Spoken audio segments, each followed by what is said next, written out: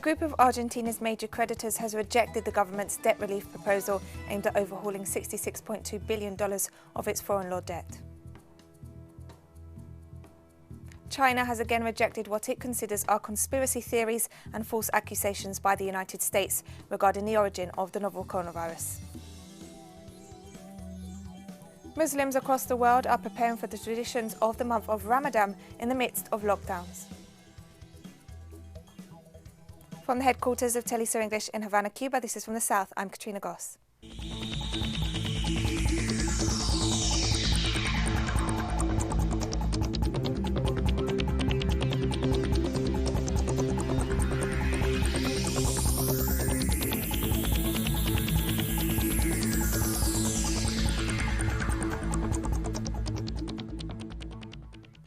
A group of Argentina's major creditors has rejected the government's debt relief proposal aimed at overhauling $66.2 billion of its foreign law debt, claiming it would inflict an unjust amount of financial pain on international bondholders. The Argentinian government sketched out its proposal late last week, involving a three-year grace period, large coupon cuts, and a smaller reduction in capital that would provide around $41.5 billion of relief. The proposal aimed to make the country's debt payments more sustainable, particularly in the face of the economic impact of the coronavirus pandemic. A creditor group made up of some of the world's largest asset managers claimed in a statement it understood the various economic and political shocks facing the country, but the group was unable to support the Argentinian proposal. Together, its members hold more than 25% of Argentina's post-2016 bonds and more than 15% of so-called exchange bonds issued in the last debt restructuring. Earlier on Monday, another creditor group, the Argentina Creditor Committee, also said it would not support the proposal. Hundreds of people in Chile have protested against the measure for a return to work announced by the government.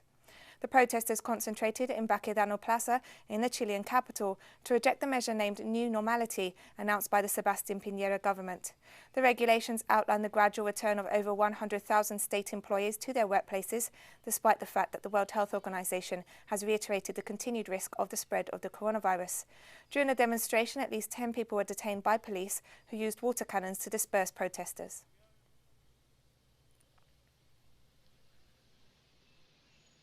The Vice President of Chile's National Association of Fiscal Employees, Carlos Insunza, in an interview with our Spanish channel program Es Noticia, discussed democracy in Chile under the coronavirus lockdown. Let's hear what he had to say.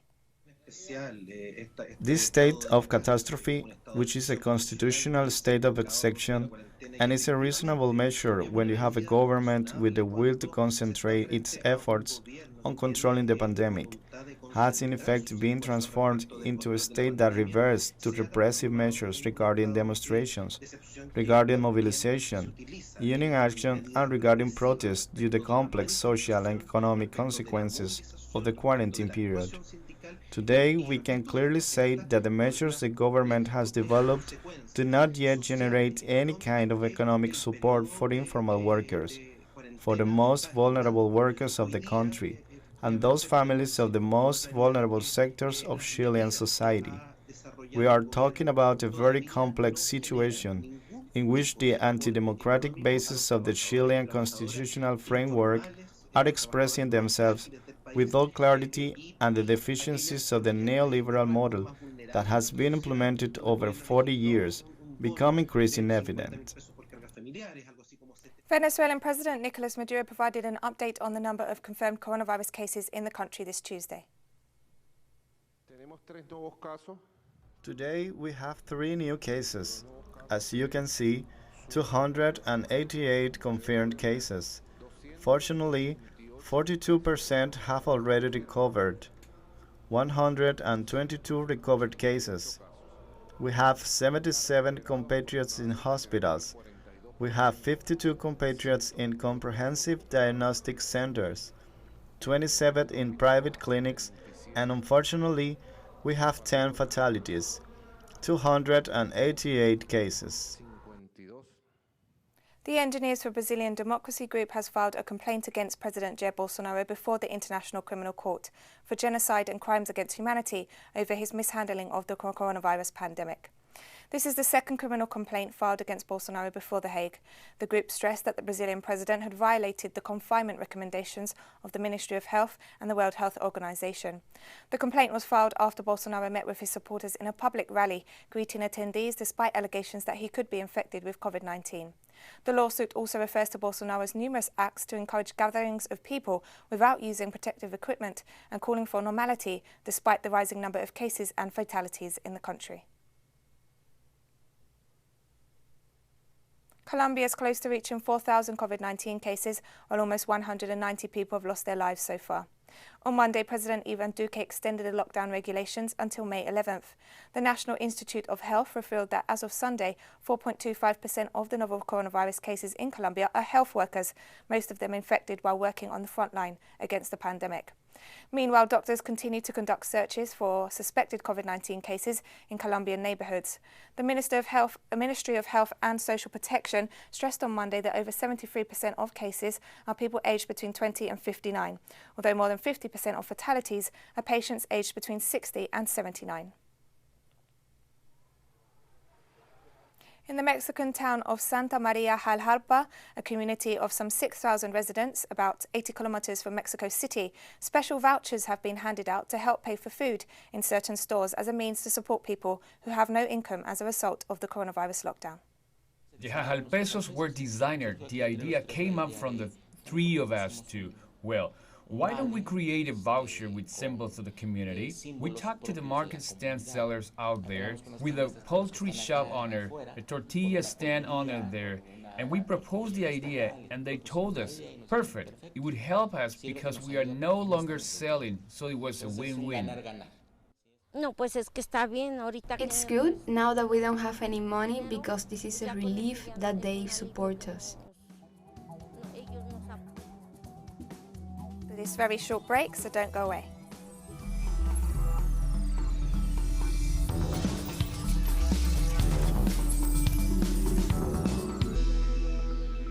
Welcome back to From the South. China again rejected what it considers are conspiracy theories and false accusations by the United States on the origin of the novel coronavirus. President Donald Trump insists on fueling this rhetoric at a time when experts warn about the need for unprecedented international cooperation to tackle the COVID-19 pandemic. More in the following report. China is a victim, not an accomplice of COVID-19, stressed Chinese Foreign Ministry spokesperson Zheng Xuan on responding to the latest accusations by U.S. President Donald Trump on the origin of the novel coronavirus. The virus is a common enemy for all humankind and may strike anytime, anywhere. Like other countries, China is also a victim, not a predator, even less an accomplice of COVID-19. China and the international community have constantly rejected the conspiracy theories and accusations regarding the origin of this pathogen leveled by Washington without any scientific evidence and with a clear political bias. U.S. Senator Tom Cotton said the virus came from the Wuhan Virology Institute. Then, the Washington Post and another two reporters wrote an article saying the virus came from the Wuhan lab. They don't have any evidence, nor can they establish any logical link to make such statements. They were completely based on speculation. There isn't a single shred of evidence showing the virus is man-made or synthetic. Beijing criticized the double standards of some Western politicians and media and recalled that in the past, no one asked the United States, for example, to apologize or take responsibility for previous crises. In the face of major public health crises and infectious diseases, the international community should stand in solidarity and work together, instead of resorting to mutual accusations or demanding retribution and accountability. I don't recall anything like this in recent history. The H1N1 flu broke out in the United States and spread to more than 214 countries and regions in 2009, resulting in nearly 200,000 deaths. Has anyone asked the U.S. side to compensate? In the 1980s, AIDS was the first discovered in the United States and spread to the world. Has anyone sought that the United States take responsibility for this? The COVID-19 pandemic has claimed the lives of 170,000 people around the world, the majority of them in the United States. Conservative media and President Trump continue to speculate on the origin of the coronavirus and blame China. This narrative, according to experts, does nothing to help save lives. Instead, it diverts attention from the gross mismanagement of the outbreak by the United States current administration.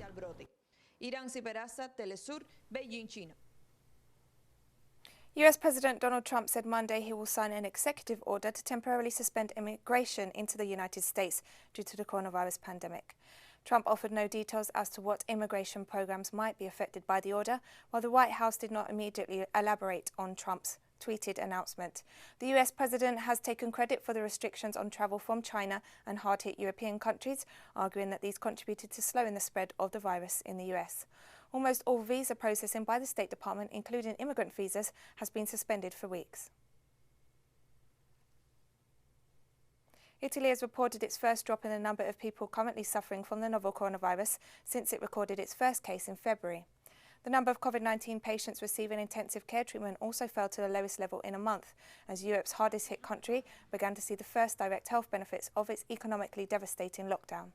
The Civil Protection Department reported that 108,237 people were either being treated in hospital or were recovering at home after testing positive, 20 fewer than the total reported on Sunday. However, the country's death toll still rose by 454 to over 24,000, second only to the United States. Spanish health authorities announced a slight increase in the daily COVID-19 death toll this Tuesday. Meanwhile, the March 14th lockdown has been extended twice so far, with the government saying it could move for a fresh extension until May 9th, although conditions are to be slightly eased on April 27th to allow children to spend some time outside. Today we have an increase of 3,968 new cases. It is Tuesday, and we know that the information of the weekend usually is corrected on Tuesday, and this rise means a 2% more regarding what we observed the day before. In any case, these 3,968 new cases are around 1,000 cases less on Tuesday last week, which means the tendency continues to be in decline. We have 1,928 new healed people, which means 2.4% more of new healed, in a total of 82,514 new healed until this date. Although these last days the number of deceased has been better, the truth is that it continues to be a number we are worried about. We have 430 new deceased. Japanese medics are warning more must be done to prevent the coronavirus from overwhelming the country's healthcare system, as the number of confirmed cases passed 10,000. Meanwhile, Japanese Prime Minister Shinzo Abe expressed concerns about the lack of social distancing under a state of emergency he declared 2 weeks ago to step up measures against the COVID-19 virus. We have had cooperation in reducing human-to-human contact, with an aim to reduce this by at least 70%, as much as possible 80%. However, in some regions, this is still insufficient. We ask for further cooperation in working remotely and other measures. There is already a cumulative 10,000 cases. The medical situation on the ground is under pressure. To relieve this pressure, if even by a little, and to protect your own lives and health, we'd like you to refrain from going out. About 800 doctors and nurses from several frontline hospitals across Vietnam will participate in a tuberculosis vaccine trial against COVID-19.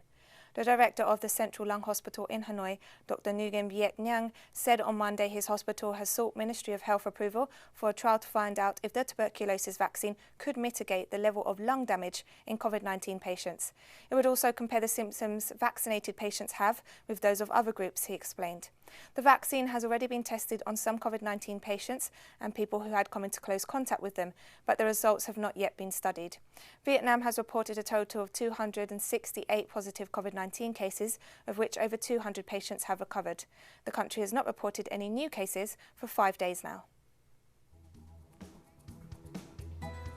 And we're taking one last break now, but stay with us for more.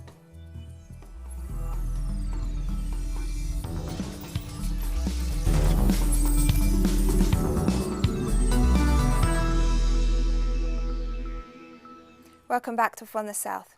Indonesian President Joko Widodo on Tuesday banned residents in the Muslim-majority country from returning to their hometowns to celebrate the Islamic holiday of Ramadan due to the coronavirus pandemic. The announcement came amid fears from health experts that Indonesia could face an explosion of coronavirus cases, which could reach more than 1 million people after Ramadan. Last year, some 33 million Indonesians left cities to visit relatives during the holiday. President Widodo said government surveys showed 24% of the population was still intending to travel home, which led him to issue the ban, while he called on his administration to prepare measures to enforce the restriction. As of Tuesday, Indonesia has reported over 7,000 coronavirus cases and more than 600 deaths.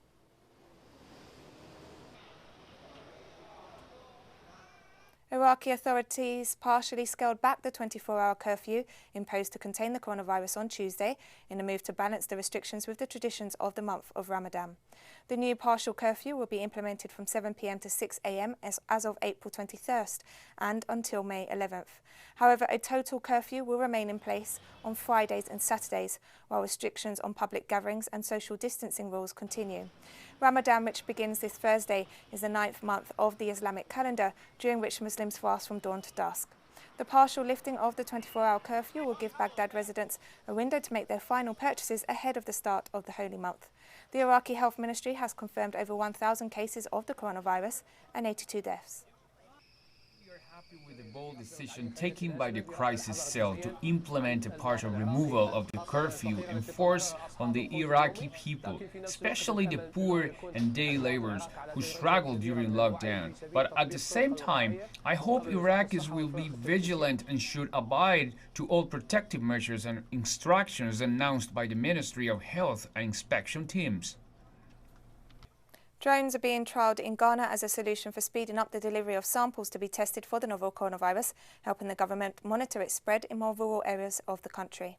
The initiative had begun delivering virus test samples from outlying areas back to Ghana's capital, Accra, drastically cutting down the time it takes for health workers to receive test results.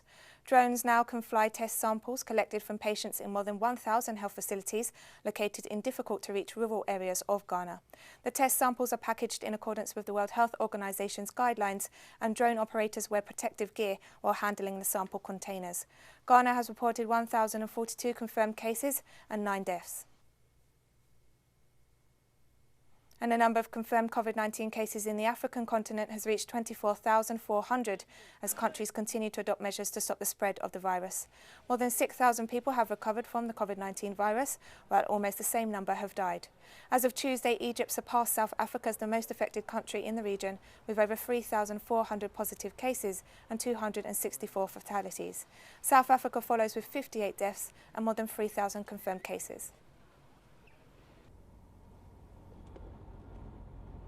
At least 25 people have been killed by flooding in the Democratic Republic of Congo. Raging floodwaters continue to flow through the centre of the city of Uvira in the eastern South Kivu province as Red Cross volunteers continue to search for bodies and people trapped. Many residents returned to their homes to try to collect basic items from the flooded area before returning to higher ground, despite strict travel restrictions due to the coronavirus epidemic, which is making humanitarian aid moves difficult. According to official health authority figures, 350 cases of COVID-19 have been reported and 25 fatalities. Without us having been prepared for it, we did not even think about it. The rain fell abundantly until the houses collapsed alone. We do not know where to go and we do not know what to do. The Palestinian government has stressed that the coalition government deal reached between Israeli Prime Minister Benjamin Netanyahu and his chief rival Benny Gantz represents the formation of a new Israeli annexation government. The deal breaks a year-long political deadlock and seeks desperately needed political stability as Israel confronts the coronavirus pandemic. However, it also means ending the two-state solution and the dismantling of the rights of the people of Palestine, according to Palestinian Prime Minister Mohammed Shtayyeh, as Netanyahu remains committed to US President Donald Trump's Middle East peace plan. The plan, rejected by Palestinians and condemned by much of the international community, gives Israel the green light to annex Jewish settlements and other strategic territory in the occupied West Bank. I think that if they undertake a partial or total annexation process, that means putting an end to any possibility of reaching a negotiated agreement between the two parties in the future. It is indeed a disastrous program, and the countries of the world must unite to form a coalition which prevents annexation.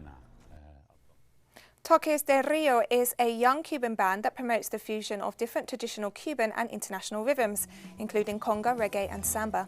They've joined initiatives to encourage people to stay home in the midst of the coronavirus pandemic, while also offering their music to fans. And we finish this news brief with a video by the popular band. Remember, you can get all the latest news on our website, as well as on our social media pages. For Telesur English, I'm Katrina Goss. Thank you for watching and enjoy the music. En conciencia, la medida más importante que debemos tomar es quedarnos en casa. Escuchando música, bailando, cantando, haciendo cosas lindas, pasándola bien con la familia. Que muchas veces el tiempo es tan poco para poder hacerlo. Empleen su tiempo en algo positivo. Siguiendo este proceso creativo para que usted, cuando todo esto pase, pueda seguir disfrutando de la música de Toques de Río. Quédate en casa, hazlo por ti y tus familiares. Ponle bomba a tu cuarentena. Lo mejor deseo para ustedes es que se cuiden mucho, porque sin ustedes no somos nada. A ustedes nos debemos, así que Ahora se ven grandes y espero podernos ver pronto.